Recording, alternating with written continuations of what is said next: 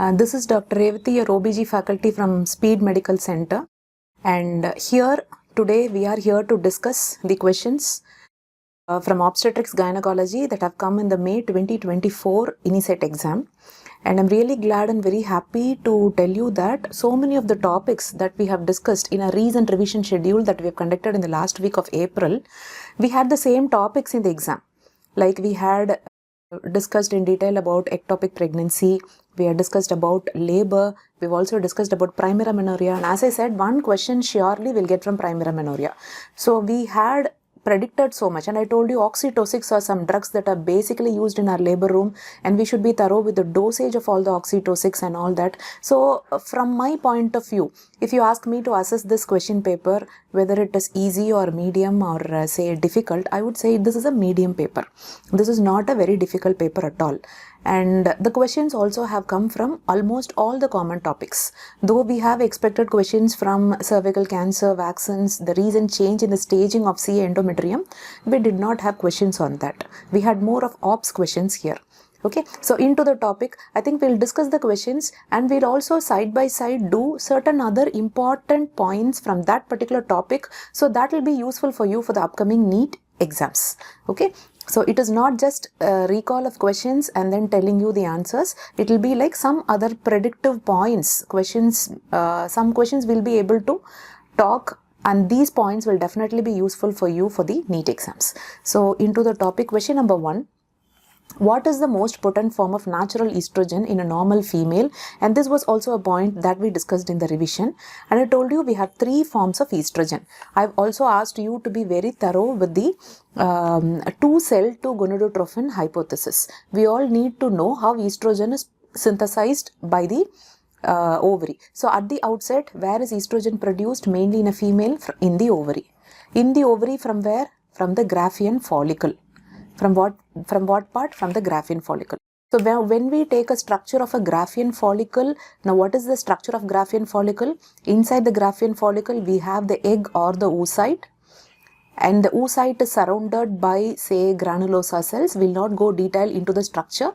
So this Graafian follicle as such is surrounded by 2 different cells. One is the granulosa cell layer, and outside the granulosa cell layer, we have the theca cell layer. So let me write, this is theca cell layer and this is granulosa cell layer. Now in detail, we need to understand which cell produces what hormone. So that is called 2-cell to gonadotrophin hypothesis. So what are the 2 cells? One cell is the granulosa cell, which I will write as G. The other cell is the theca cell, which I will write as T. Fine. Now we also need to know which cell has which receptor. Please understand that granulosa cell has only what receptor? FSH. It does not have LH receptor. Similarly, theca cell has LH receptor. Even these can come as questions in the exam. I'll write Q. Okay.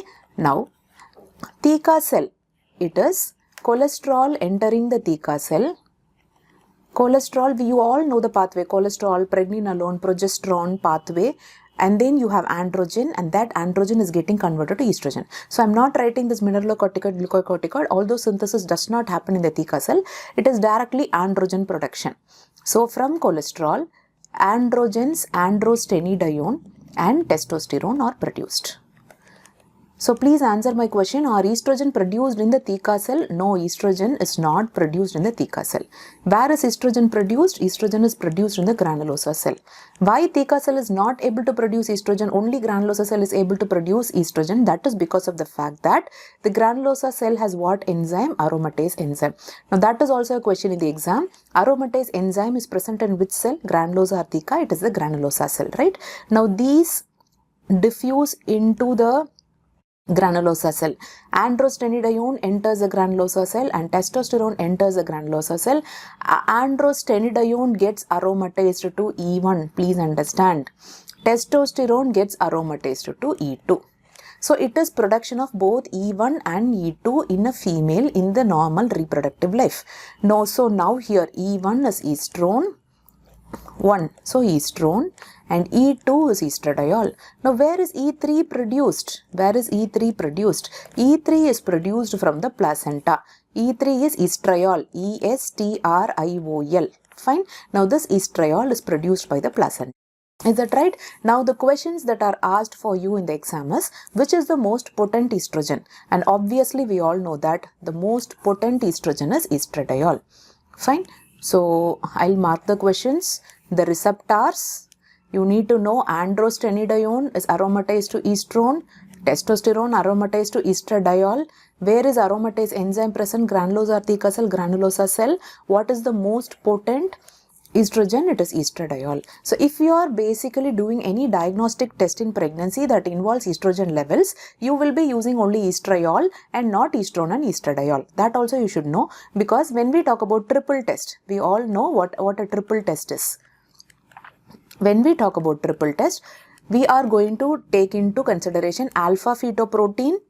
I'll write shortly alpha fetoprotein, and we'll be talking about beta HCG, and we'll also be talking about unconjugated estrogen, which is estriol E3, and here E3 only, it's not estrone, it's not estradiol, right?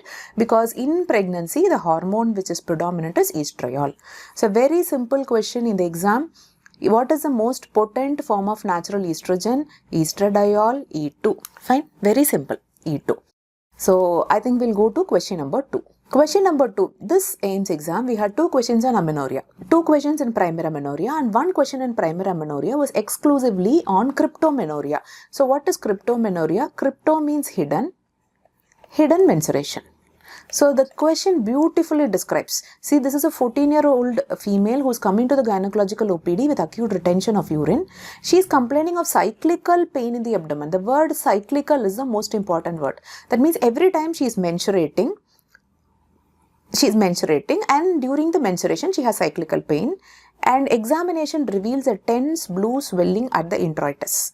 Suprapubic bulge is also seen. You should know why suprapubic bulge is seen. What is the most probable diagnosis? Here, 4 points. Point number 1, acute retention of urine. Point number 2, cyclical pain. Point number 3 is the tense blue swelling at the introitus, and point number 4 is a suprapubic bulge. Out of all this, the most predictive point that tells you that this diagnosis is imperforate hymen is that we are seeing a tense blue swelling at the introitus. So what is imperforate hymen? Imperforate hymen is a cause of cryptomenorrhea. This is again a cause of primary amenorrhea. What are the most classical symptoms? I'm not writing it in detail because everything is there in the question. The girl will present with cyclical pain because the menstrual blood is getting collected inside her uterus and inside the vagina itself above the level of hymen. She'll be having a condition called, say, uterus is distended and vagina is also distended. She has hematocolpos. That is vagina distended with blood is hematocolpos, and the uterus distended with blood is hematometra. And that can be seen on a scan, a normal scan, a transabdominal scan. It can be seen. This can also be seen on an MRI. And the problem is maybe a big problem, but the solution is very simple. How do we manage a case of imperforate hymen? It is cruciate incision on the hymen. We have to make a cruciate incision on the hymen. All the collected blood in the vagina and the uterus will drain out. This is a surgery, a small surgery which is done under general anesthesia preferably, and all the collected blood will drain out, and the edges of the hymen can be everted and it can be sutured also, so that during the next menstruation she will not have any collection in the uterus and the vagina. Okay, so very, very simple question. Now I'll show you pictures of, now this is the scan which shows, now vagina is ballooned out, it is filled with blood. So now this is the hematocolpus. Now this is the hematocolpus, and this is the uterus which is filled with blood. So this is how a scan will look like in case of imperforate hymen. And here this is the local examination finding where you can see this ballooned out hymen. I mean, this is a tense blue swelling. Now you can see, a tense blue swelling at the introitus. So now these two typically tell you that the diagnosis is imperforate hymen, and how we are going to manage, we are going to make a cruciate incision, right? So very simple question. So this is the imperforate hymen. Of course, this is the imperforate hymen that is found out, but it has not gone to that state of being very tense and all. Okay. So that's it. Question number 3. Question number 3 is a very, very important predicted question from contraception. The question is on Antara, and we all know what Antara is. Antara is depot medroxyprogesterone acetate. Now, depot medroxyprogesterone acetate is a depot injection of progesterone. All of us know this, and this is there in our national health system, in our national project, and this is being promoted as a contraceptive choice among our eligible women. Now, we should be very clear. The questions on Antara is coming repeatedly in the exam, so I think we will talk all the basics. So whenever I talk about contraception, I always tell you that you should never try to memorize any point in this topic. Maybe you can memorize the dose, you can memorize the failure rates, never memorize all the points. We need to go mainly by the concepts. Fine, let's be very clear in the concepts. So let's be very clear of the fact that it's a depot progesterone. Now into the topic. Now this is depot medroxyprogesterone acetate 150 mg per ml. Fine. So the question that was asked is, what is the dose of Antara? Very simple, 150 mg once in 3 months. Once in 3 months. We also have another preparation, say 300 mg, which is once in 6 months, but we are not using it. We are using only 150 mg once in 3 months. Now, this is given as a deep intramuscular injection. Now, this will be 1 ml, and this 1 ml is given as a deep intramuscular injection. Fine. Now, into the topics. Point number 1 is, what is the mechanism of action? Mechanism of action, please remember, now this is 150 mg progesterone. This is a high dose progesterone. So what it does is, we all know progesterone by negative feedback will inhibit what hormone? Will inhibit pituitary LH. So this progesterone inhibits pituitary LH. So because it inhibits pituitary LH, we all know that LH surge is important for ovulation. So there is no ovulation. So what is the main mechanism of action of DMPA? It is inhibits ovulation. So you all have to tell in 2 words, inhibits ovulation. And we all know the basic concept that any contraceptive that inhibits ovulation actually has a low failure rate or a high failure rate. It has a low failure rate. So please remember, whenever one gamete is not there, when oocyte is not produced at all, what is the chance of pregnancy? It's definitely going to be low failure rate. And what is the failure rate comparable to? 0.1 per 100 women years. Though some of your book says 0.1 to 0.2, we can take it as 0.1. So this means when 100 women are using DMPA for a period of 12 months, how many will get pregnant? Only 0.1. That means the failure rate is very, very low. It has a very good, say, efficacy. Fine. So what is the dose? The dose I told you, it is 150 mg, and this is given as a deep IM injection once in how many months? Once in 3 months. So we can expect questions from this, and we can also expect questions from the failure rates. Fine. So expecting questions from these 2. Now, let us answer some of the logical questions. Let us not try to memorize points again.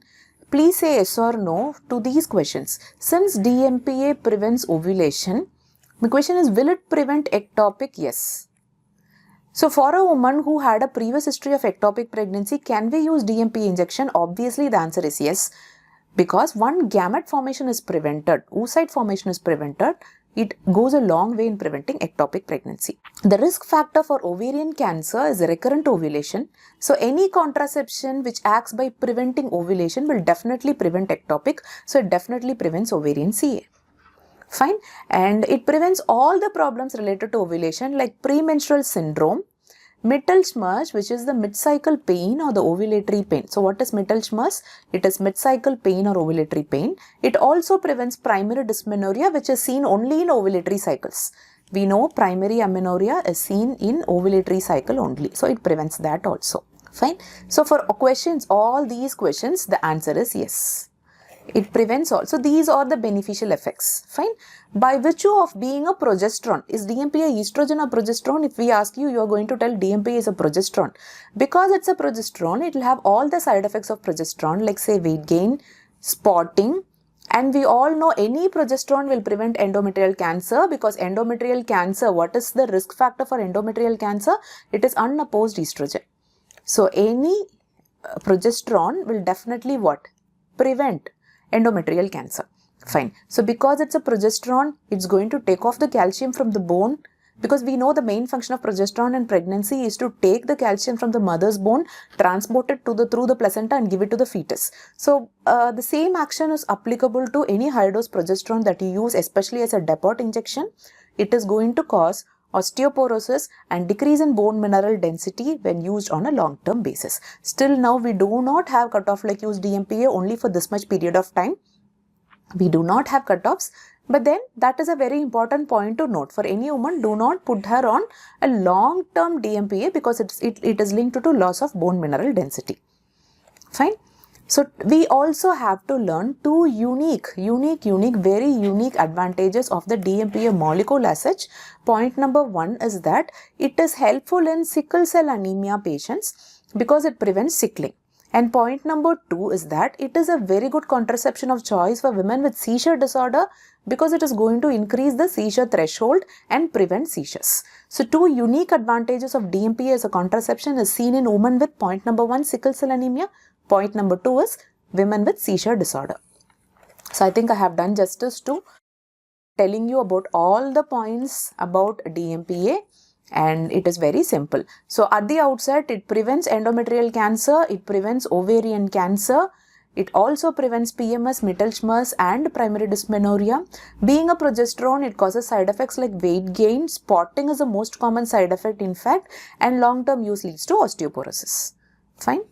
Okay, I think we'll go to next question. So before that, one major difference between combined OC pills and DMPA. Now we should be comparing and reading the contraceptives. Whenever we read contraceptive choices, we should be able to compare. So the contraceptive choice that is most commonly prescribed is combined OC pills. Now we are also prescribing Antara to our patients. So both act by preventing ovulation. So we know what is the mechanism of action of both. For both prevents ovulation. Now the main question is, after stopping this contraceptive method, when is our ovulation resumed, or in other words, when is our fertility resumed?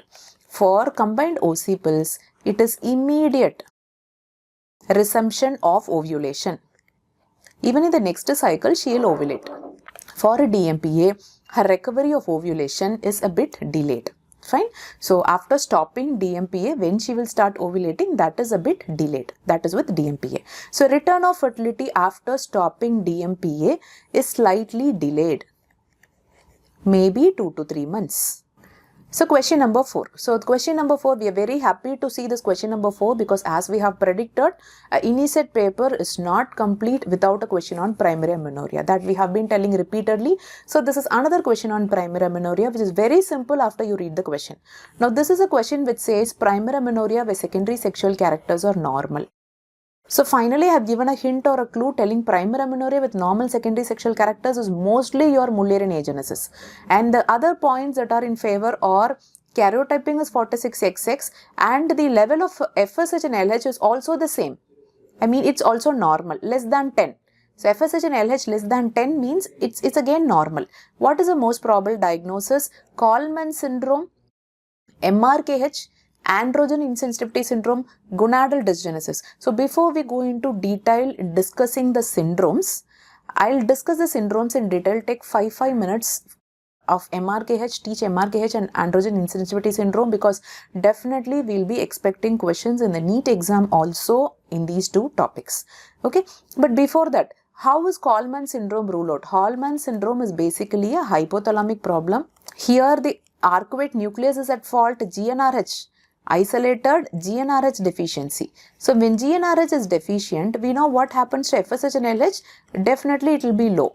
In the question it is told FSH LH normal, so this is ruled out. Similarly, androgen insensitivity syndrome, the karyotyping is 46XY. We all are very clear on that. The question clearly says 46XX, so that option is also ruled out. Now, gonadal dysgenesis does not fit anywhere here. We have pure gonadal dysgenesis, we have the Speyer syndrome, but in that typical description fits very well for Mullerian agenesis. We'll go look at everything about MRKH and we'll talk about it in detail. Now, everything about MRKH is Mayer, Rokitansky, syndrome, Mayer-Rokitansky Custer-Hauser syndrome, and MRKH is your Mullerian agenesis. Here the karyotyping is a normal female karyotype 46XX. And what is the basic problem? The basic problem is that the Mullerian ducts do not fuse and develop. Do not fuse and develop. So we all know that this unfused part of the Mullerian duct will remain as the tubes. So tubes represent the unfused part of the Mullerian duct which are present. So the fused portion of the Mullerian duct, like the uterus, the cervix, or whatever I am drawing in dotted lines, are absent. Uterus is absent, cervix is absent, tubes, no, they are present. So this has been a classical question that came repeatedly in the INICET exam year after year, like whether tubes are present in Mullerian agenesis. Uterus absent, cervix absent, upper 2/3 of vagina also absent. Vagina also absent. The lower vagina is present as a blind vaginal pouch, and then we have the normal female external genitalia. And what about ovaries? Gonads are not linked to the development of Mullerian ducts. Gonads, we know they develop from the genital ridge or gonadal ridge. Gonads, because the karyotype is 46XX, the gonads are ovaries. So normal ovaries. So what is the most common cause of primary amenorrhea with normal ovaries? This normal ovary will produce estrogen at the time of puberty, so the girl will have normal secondary sexual characters. So in short, if you are seeing a question telling what is the most common cause of primary amenorrhea with normal ovaries, what is the most common cause of primary amenorrhea with normal secondary sexual characters, your answer is very simple. You can write MRKH. So I think all these things are clear. So I repeat, tubes present. We'll start from ovaries. Ovaries normal, not streak. Ovaries are normal, tubes present, uterus absent, cervix absent, upper 2/3 of vagina again absent, lower 1/3 of vagina is present as a blind vaginal pouch, and the genitalia is normal female external genitalia. So during puberty, what happens to the pubertal sequence? The pubertal sequence is the same. Normal pubertal sequence and normal secondary sexual characters. So this is just a repetition. Normal secondary sexual characters. So MRKH is primary amenorrhea with normal secondary sexual characters. Say yes or no. It is definitely yes. So this is the question. So this is the point which I have told you. Like always remember, in the exam, if you see normal secondary sexual characters, then immediately think of MRKH. So what is the management for vaginal agenesis? For vaginal agenesis, we are supposed to do vaginoplasty, which is vaginoplasty. Another question that is most common here is, what is the most common timing of this vaginoplasty? What is the most common timing for this vaginoplasty? This vaginoplasty is usually timed before marriage. So the fertility options for her is mainly surrogacy, and now in India, uterine transplantation is also like booming, it's picking up. So what is the current scenario of uterine transplantation? A few cases have been done, success rates have been shown. Maybe years later, we will definitely have this uterine transplantation as one option for women with MRKH. Fine. So I think I have done about all the points in MRKH. Okay, so talking about TFS, I'll again talk about TFS because definitely we can expect questions from TFS in the exam. TFS is also called androgen insensitivity syndrome, testicular feminization syndrome. So expand TVS, testicular feminization syndrome. Is that okay? What is the karyotype? The karyotype is normal male karyotype, which is 46XY. And the basic problem, what is the basic problem? Absence of androgen receptor in the body. Complete absence of androgen receptors. So what happens? I wanted to draw here. So because the gonads will develop into testes because of the presence of Y chromosome, gonads develop into testes. Internal genitalia develops into epididymis, vas deferens, seminal vesicles from the Wolffian duct. We should know what happens to the urogenital sinus. The urogenital sinus will develop into normal female external genitalia and lower 1/3 of vagina. Because the urogenital sinus lacks androgen receptors, we know androgen is very important for the development of genitalia, especially male genitalia. So here the genitalia is normal female genitalia and lower 1/3 of vagina. And what is the gonad? The gonad is the testis. Similarly, what about internal genitalia? Internal genitalia are all the structures which develop from the Wolffian duct. So it's very simple. So what happens to the pubertal sequence? This is the normal pubertal sequence, which is thelarchy, which is breast development. After that, we have androgen influence, which is axillary hair development, adrenarche, and pubic hair development, pubarche, which is followed by growth spurt and then menarche. Now, thelarche is completely normal because testis starts to produce estrogen at the time of puberty, and all this estrogen will get aromatized to, will start producing androgen. In fact, that statement is also right. Testis starts to produce estrogen at puberty. The statement is right because whatever androgen the testis is producing will get aromatized to estrogen because of the complete lack of androgen receptors. So, thelarche or breast development is normal in these females.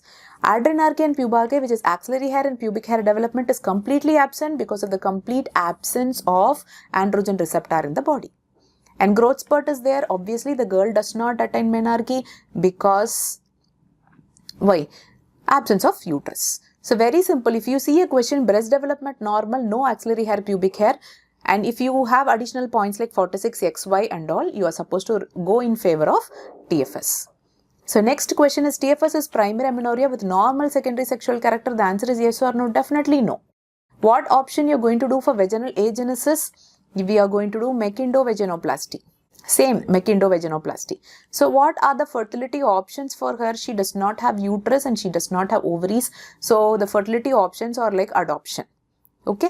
And what is what to do about the gonads in TFS? The gonads here are the testis. And the testis may be present anywhere along the line of descent, like she may be having inguinal testis or she may be having testis in the labia majora. Obviously, this gonad needs gonadectomy. Yes, gonadectomy has to be done, but the timing of gonadectomy differs because for her now the testis is the only source of estrogen production and gonadectomy has to be timed a bit later. Now we can say after Tanner stage 4 breast development. After Tanner stage 4 breast development. So, this is the only exception to the rule of early gonadectomy. So, in short, I conclude, if a question is asked, what is the most common cause of primary amenorrhea with normal secondary sexual characters, your answer is MRKH. What is the most common cause of primary amenorrhea with normal breast development but no axillary hair, pubic hair, say TFS. And if a question is asked, what is the most common cause of primary amenorrhea with absent breast development and sparse axillary and pubic hair, your answer will be Turner syndrome. Okay. So this was a NEET previous year question. The same question which was on MRKH. So which of the following is true? Absent uterus, tube, ovary, and here the answer is absent uterus, tubes and ovary present. So this question mainly focuses on the point that the tubes will be present in MRKH syndrome. So I just wanted to highlight this previous year INICET question because to reinforce the point that the tubes are present in MRKH syndrome. There was a question on twins and a question on placentation, and the question sounds confusing at the outset, but the question is very simple. Just want to tell you that basic of dizygotic and monozygotic twins. So please understand the basic will do. Supposing there are 2 ovulation, 2 fertilization, we have a twin pregnancy which is 2 different zygotes, hence the name dizygotic twins. And this dizygotic twins may be of the same sex or the opposite sex and resembling siblings. Similarly, blood group and tissue typing may match or may not match. When we talk about the placentation for dizygotic twins, 2 different zygotes, each of the zygote has its own placenta which I'll mark as chorion. Placenta is also called chorion, so we know it is chorion. Similarly, when we talk about the amniotic cavity, it is always 2 different amniotic cavity. You can also draw a very simple picture like this. Now this is amniotic cavity which I'll write as A. So the dictum here goes like this: all dizygotic twins, 2 zygotes, please remember all dizygotic twins is equal to DC, which is dichorionic, DA means diamniotic. So a choice of a DC, a monoamniotic, dichorionic, monoamniotic and all is not possible here. So please remember this, all dizygotic or dichorionic, diamniotic. You can revise this any number of times and get all these basic points in your mind. Is that okay? Fine. Coming on to monozygotic twins. So when we say monozygotic twins, there is only one ovulation that is happening. There is only one zygote that is happening, but then the zygote divides, leading to two other zygotes. So basically from one zygote, we have now twins. Hence the name monozygotic twins. So monozygotic twins are always of the same sex and they exactly resemble each other and the blood group and tissue typing will be matching. Now, I told you from one zygote, two zygotes are coming. So, depending on the time of division of the zygote.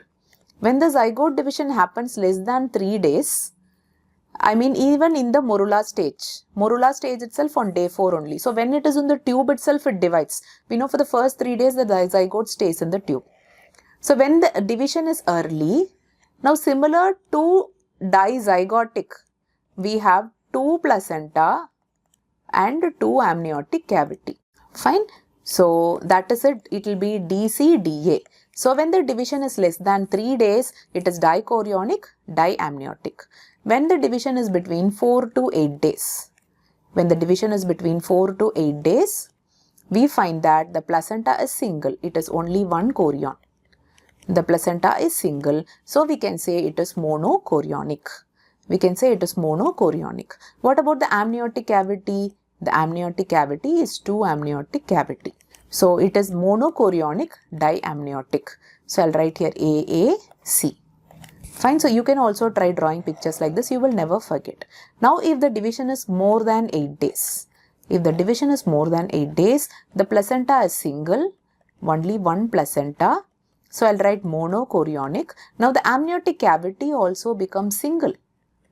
The fetuses, 2 fetuses are present in the same amniotic cavity. So it is monochorionic, monoamniotic, and there is a very high chance of cord entanglement. What is the most important complication of monoamniotic twins? It's very simple. It is cord entanglement.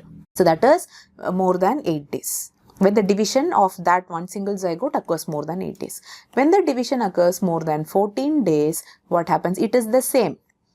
There's no need to confuse. It is the same and the twins are conjoined. So all conjoined twins are monochorionic, monoamniotic? Yes. So now you can look at the combinations and answer this question. The placenta of twins may be. So in all dizygotic, we expect DCDA. So this is a false statement.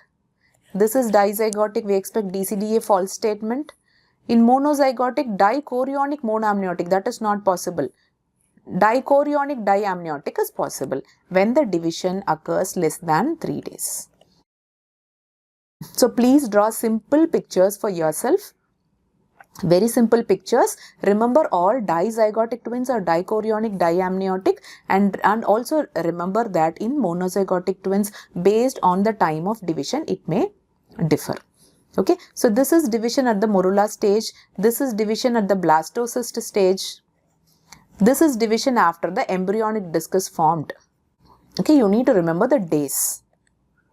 So now we just wanted to tell you that these are the questions that can come in the exam. Now this is your typical lambda sign. This is your typical lambda sign, and lambda sign is also called what? Twin peak sign. Lambda sign is also called twin peak sign. Now lambda sign itself is a feature of dichorionicity. Though at the outset when we look at this ultrasound picture, we will never tell there are 2 different placentas, but then this is DCDA. How do we know there are 2 placentas, 1 and 2? By looking at the point of joining of the membrane with the placenta.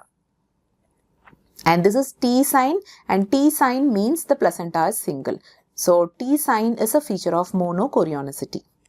So lambda sign is a feature of dichorionicity and T sign is a feature of monochorionicity. Fine. So a pregnant female at 18 weeks gestation, she has a high risk of neural tube defects. Her quadruple test comes as low risk for trisomy 21. What is the next line of management? Are we going to do amniocentesis, chorionic villus sampling? Now these two are for finding out the trisomies, or 3, even NIPT.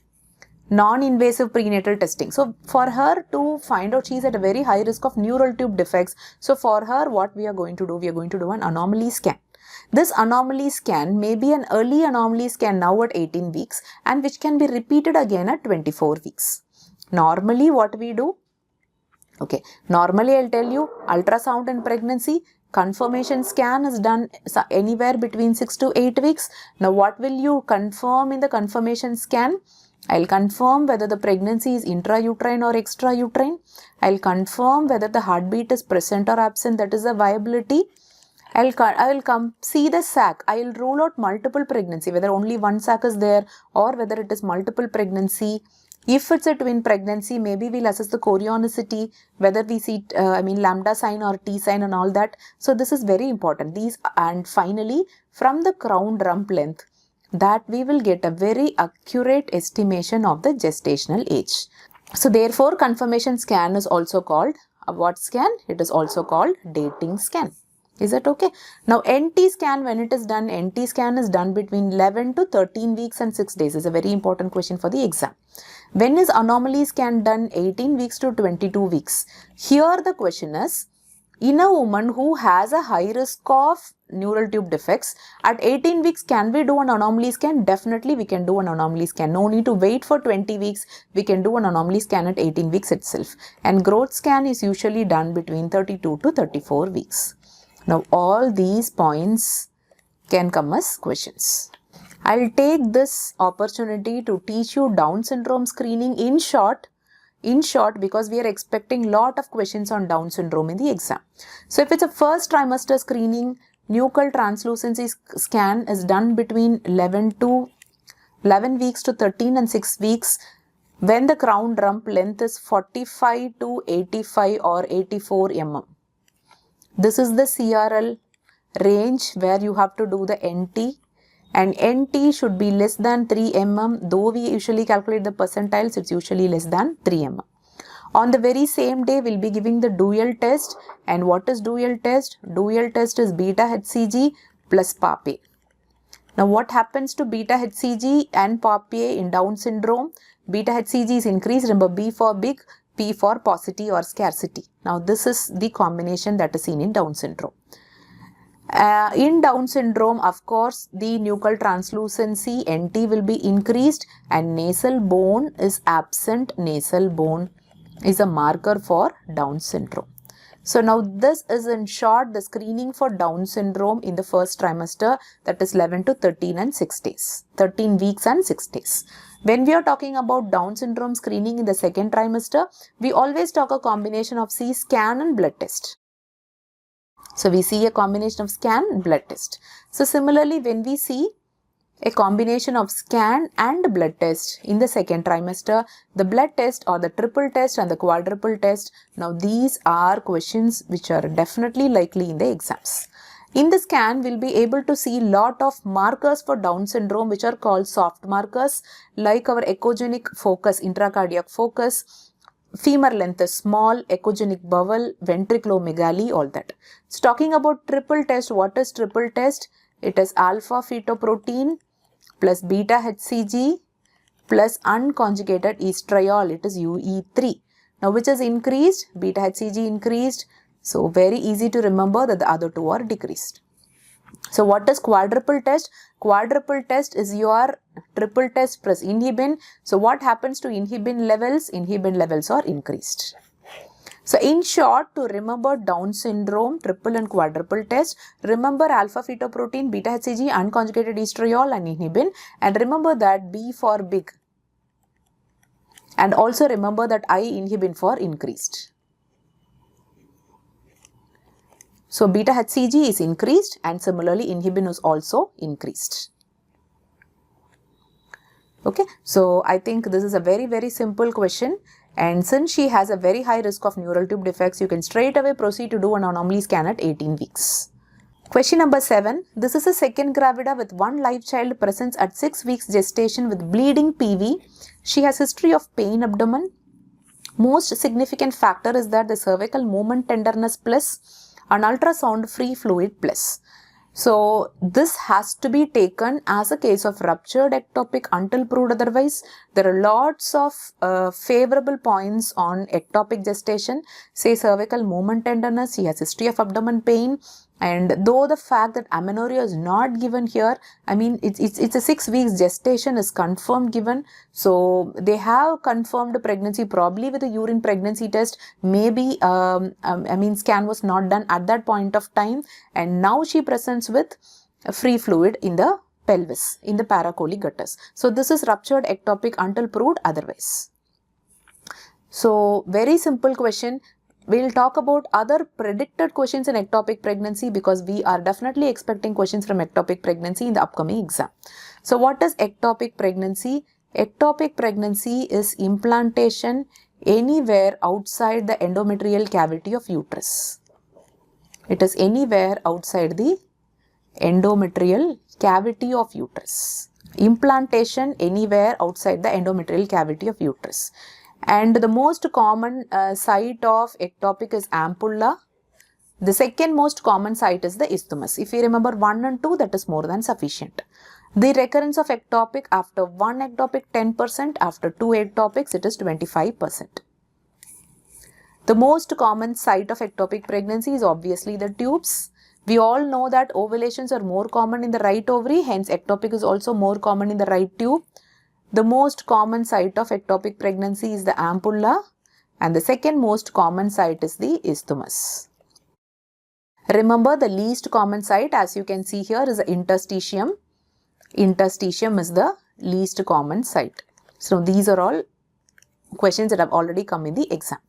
Now, what is the triad of ectopic pregnancy? The triad of ectopic pregnancy, see what you have seen in the question, 6 weeks gestation. So amenorrhea, pain abdomen and bleeding PV. Now in this triad, now this is equal to ectopic. Which is the most common symptom? If a question is asked, which is the most common symptom in ectopic pregnancy out of this triad?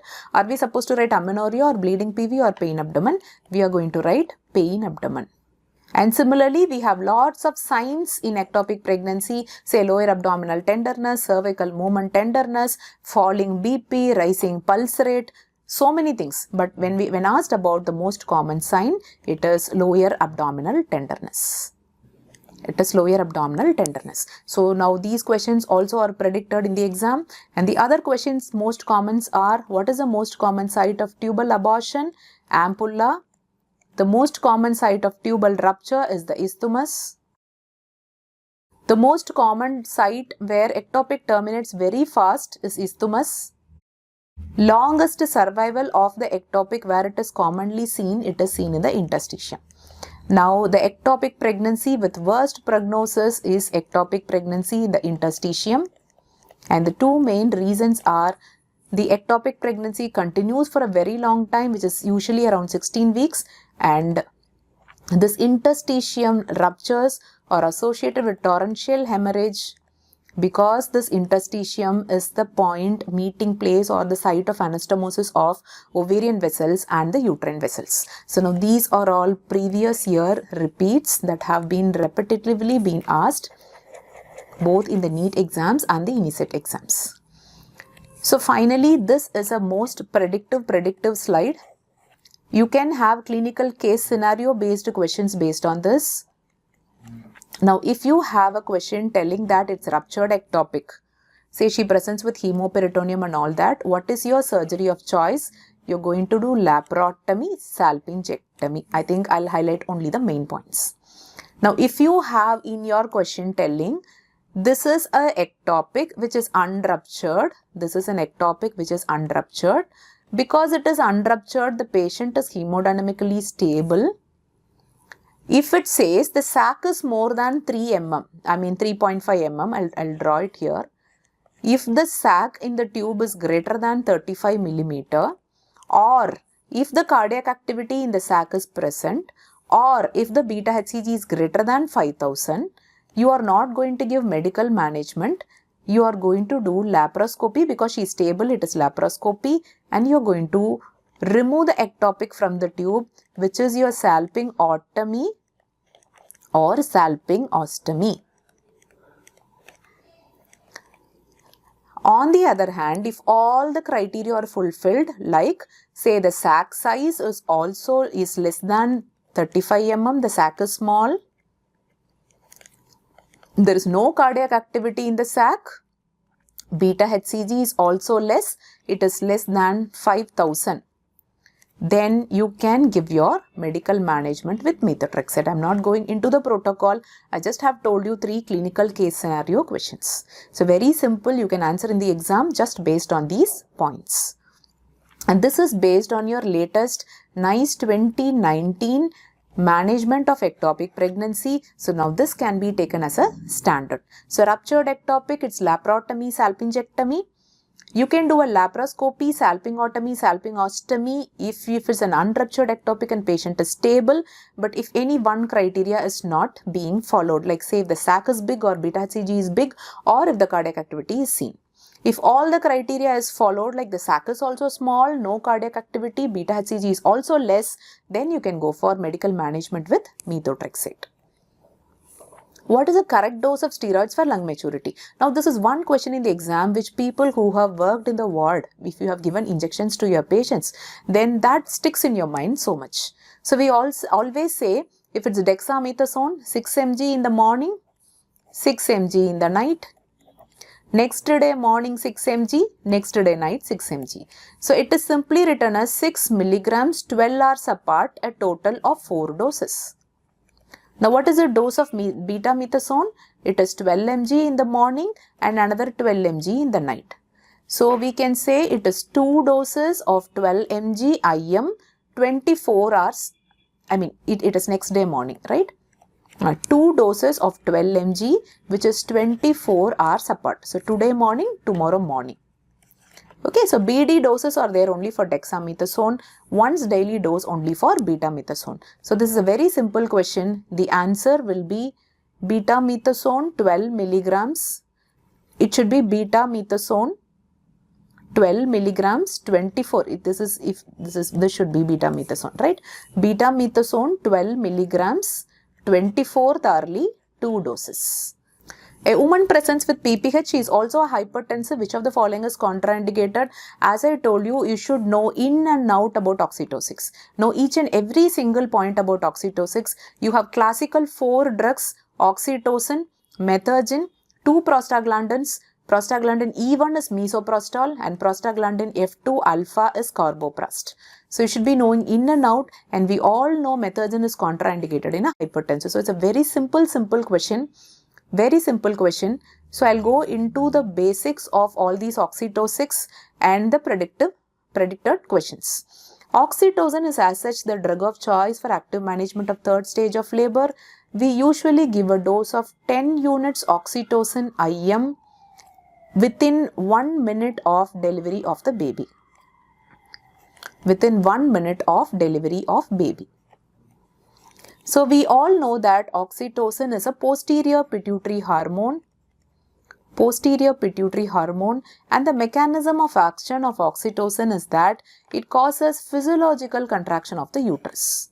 Physiological contraction of the uterus means contraction of the upper segment and relaxation of the lower segment. Fine. Now the route of administration, you should be knowing about 1 ampule of oxytocin. This 1 ampule of oxytocin usually has 1 ml, which will correspond to 5 international units. Now this can be given as IM injection, or it can be given as an IV infusion. Say we can add 4 ampules or 20 units into 500 ml of ringer lactate and give it as an IV infusion, but it should never be given as a rapid IV bolus. Because rapid IV bolus causes arrhythmias and hypotension. Now this is another predicted question for the exam. Okay. So when we talk about contraindications for oxytocin, oxytocin literally has no contraindications. Therefore, oxytocin is a drug of choice for active management of 3rd stage of labor. Talking about methergin, methergin is an ergot alkaloid. It's a plant product. It is got from a fungus called Claviceps purpura, and 1 ampule of methergin has 2 ml. Each 1 ml is equal to 0.2 milligram. So this 2 ml ampule will have 0.4 milligram. Oxytocin can be given as IV, slow IV, IM or IV infusion, we also have oral methergine tablets that are available. So when we talk about mechanism of action of oxytocin, this methergine, it causes spastic contraction of the upper and the lower uterine segment. So you should be always remembering this picture. Oxytocin causes physiological contraction, but methergine causes tonic contraction, pushing all the blood in the uterus to the right atrium. So this means for a woman who already has elevated BP, the BP will shoot up so high, so it's contraindicated in women with hypertension, all forms of hypertension. So your preeclampsia, eclampsia, chronic hypertension, gestational hypertension, all forms of hypertension, it is contraindicated. Number 2, in a woman who already has a heart disease. In a woman who has a heart disease, methergine is contraindicated because all the blood from uterus is pushed to the right atrium. The preload increases so much and the heart will not be able to tolerate the extra preload and the heart will fail. So the 2 important contraindications for methergine are hypertension and heart disease. So these 2 are really very important to note, and this was the question that has come in this exam. Misoprostol is prostaglandin E1 and carboprost is prostaglandin F2 alpha. Misoprostol is available as 200 mg tablets and the dose of misoprostol is usually 600 mg oral. When given as sublingual route, it is 800 mg sublingual. Misoprostol can also be given as by the rectal route. So I correct here, this is MCG. Fine, this is microgram. So rectal route is 1000 microgram rectal. Carboprost, 1 ampule of carboprost is literally 250 micrograms, and the main contraindication for carboprost, as we all know, is bronchial asthma. So this is also a very important question for the exam. The oral route of misoprostol, which is 600 mg, has already come in the exams. So let me highlight the other important predicted questions. Which of the following oxytocics need refrigeration? This is oxytocin, which has to be maintained between 2 to 8 degrees Celsius. It's a very important question for the exam. And this has been a question that has come in the previous INI exams, which is about carbetocin. So carbetocin is an oxytocin analog. The dose of carbetocin is 1 ml IM and 1 ml has 100 micrograms and the half-life of carbetocin is 40 minutes. So the half-life of carbetocin is 40 minutes. The onset of action after IV administration is 1 minute. After IM administration is 2 minutes. The duration of action after IV administration is 1 hour. After IM administration is 2 hours. So now this is say very, very simple.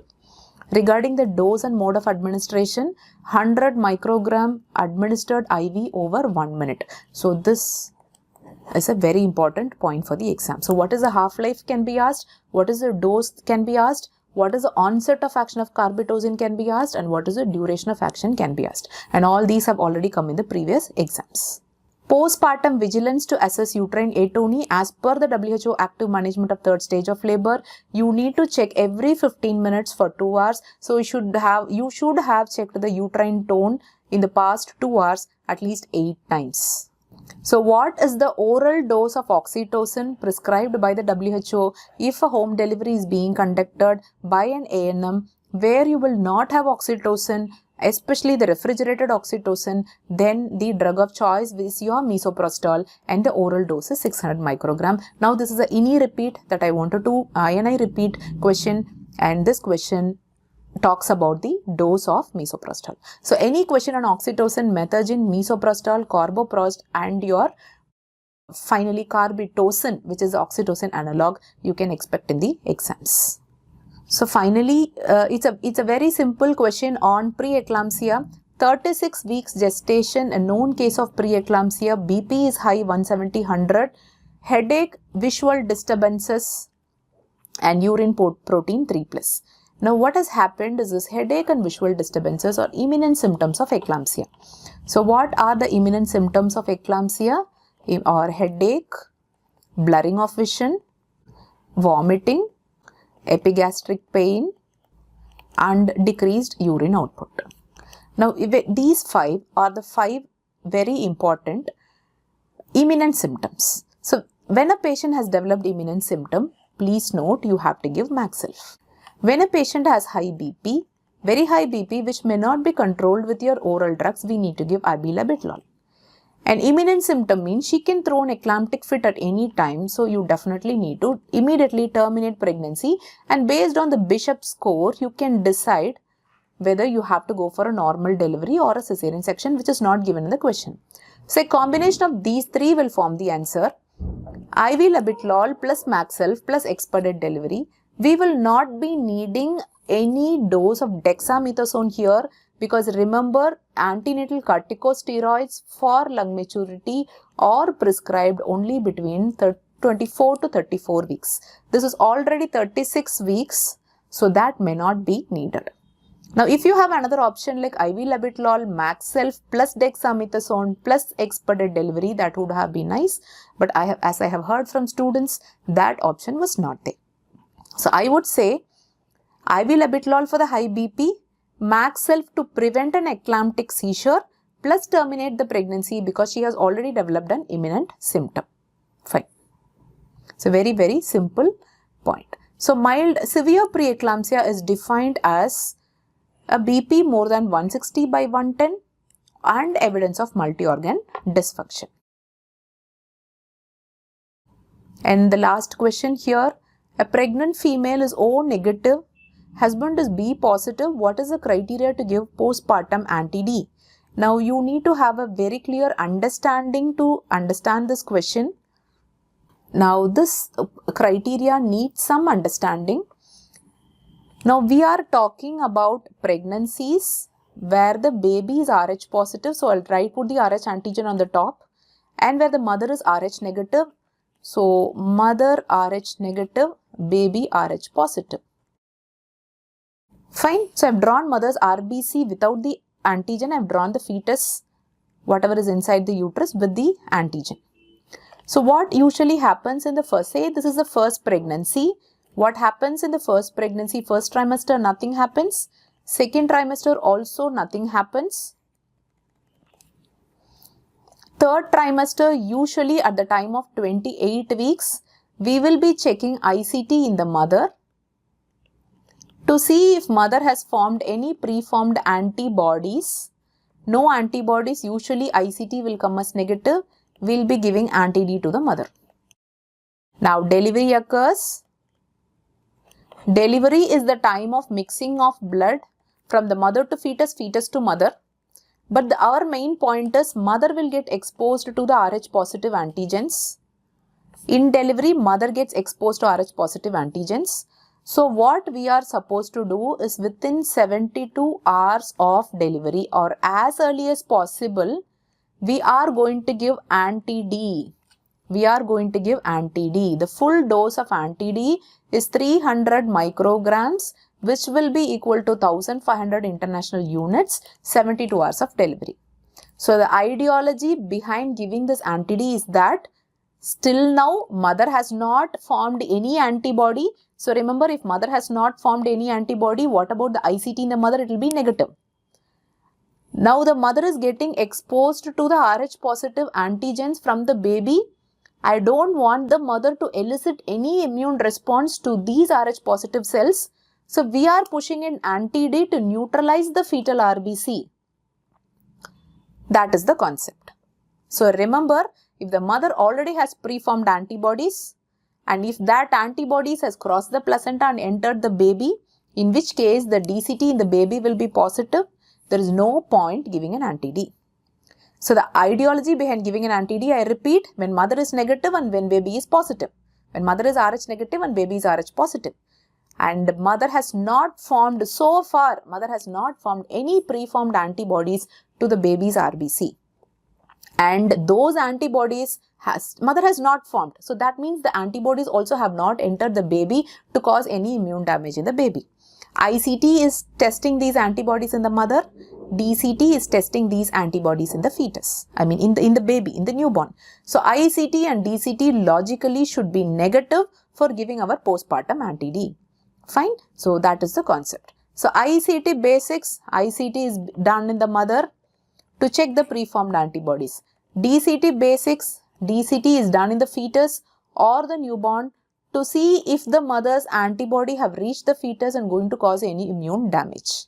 Fine. So the criteria behind giving anti-D is mother is RH negative,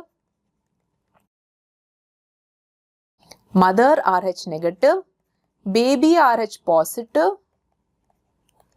This is for postnatal anti-D. Mother RH positive.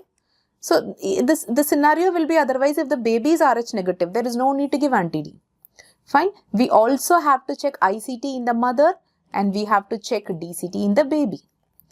And both ICT and DCT, as I told, will find the antibodies. Mother has not formed any antibody, so ICT will be negative. And baby has not received any antibody, so DCT will be negative. And I'll tell you, this is one question which came years back. I mean, I have seen this question, say, nearly 7-8 years back in the AIMS exam. What is the indication to give postnatal anti-D? And the same question has come now in this May INICET. Okay, so this is a very, very basic concept. So when you will give postpartum anti-D is mother RH negative, baby RH positive, mother ICT negative, baby DCT negative. So this is okay, DCT positive, no. So baby RH positive with DCT negative is where you will give your postpartum anti-D. Fine. When baby is obviously RH negative, there is no need to give any anti-D because baby would not have given the RBCs to the mother and make the mother to produce antibodies. So understanding concepts, I feel, is very, very important. Baby dies on the second postpartum day and they want you to tell the drug of choice for lactation suppression, and we know very simple, it is cabergoline. There are two drugs, bromocriptine and cabergoline, and cabergoline is a very good drug because it has a long half-life. Cabergoline can be given at a dose of 0.5 milligrams, 2 doses, say 24 hours apart, and some women may need extended cabergoline for lactation suppression. Which mineral plays a very important role in male fertility? We all know that zinc. Zinc plays a very important role in male fertility because zinc, acid phosphatase and citric acid. Now these three components are added to the semen through the prostate.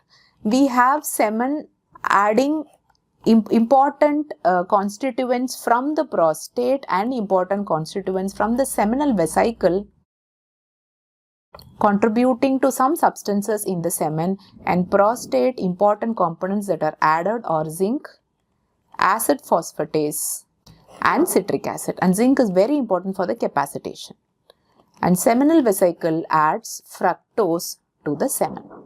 Now all these can come as questions. So this is a very, very simple question in the exam. Which mineral is needed for the male fertility, especially with regard to capacitation of sperms? That is zinc. So finally, as I have collected these questions from students and made a reasonable effort to produce all the 4 options and discuss the details. So what I would tell you is that the question paper is a very basic paper. It's a very simple paper. It has expected you to know obstetric emergencies like eclampsia and ectopic pregnancy and about all the oxytocics. So very basic points have been covered. Okay. So all the best for your upcoming NEET exams. Hope to meet you soon in the question discussion sessions. Thank you.